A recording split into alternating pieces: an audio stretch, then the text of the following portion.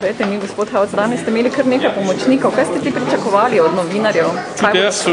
Jaz se z novinarjev v redu razumem. A veste, gledajte, ne nazadnje sem tudi napisal več kot 80 člankov v svoji preteklosti. Tako da v bistvu tudi moj oče novinar, vem, kaj to novinar pomeni. Ekipo sem imel pa tu zato, da pač pokažemo v tem kontekstu, da stojimo za tem, kaj smo povedali. Tudi če bi kakšen podatek še kdo želel, recimo, bolj podrobno, recimo, da kdo sporoči. Mi smo ekipa, veste, mi delamo skupaj. Vas je ta protest tudi prizadel? Ne. Prizadelo me, v bistvu, pravzaprav, če lahko rečemo o tem, da bi me kaj prizadelo, mi prizadelo ni, v bistvu sem bil bolj, kako bi rekel, ni mi bilo prav, da se najprej ne vsedemo za pogovarjsko misel, pa se začnemo pogovarjati. Veste, v tem poklicu in pa na taki funkciji človek dobi debelo kožo.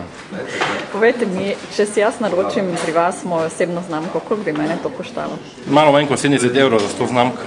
Z davkom skupaj, prosim. Imate take primere? Seveda tudi. Kaj pa podjetja? Tudi, vedno več je tega, torej osebnih znamk je vedno več. Naročil je vedno več. Bo prišlo do internetne znamke? Tudi, v prihodnosti. Res? Kako daleč je to? Projekti so v teku, ampak zdaj vam podrobnosti še ne morem povedati, tudi zaradi konference. Bo Slovenija prva? Kje pa se ta internetna znamka je že tudi v nekaterih drugih državah.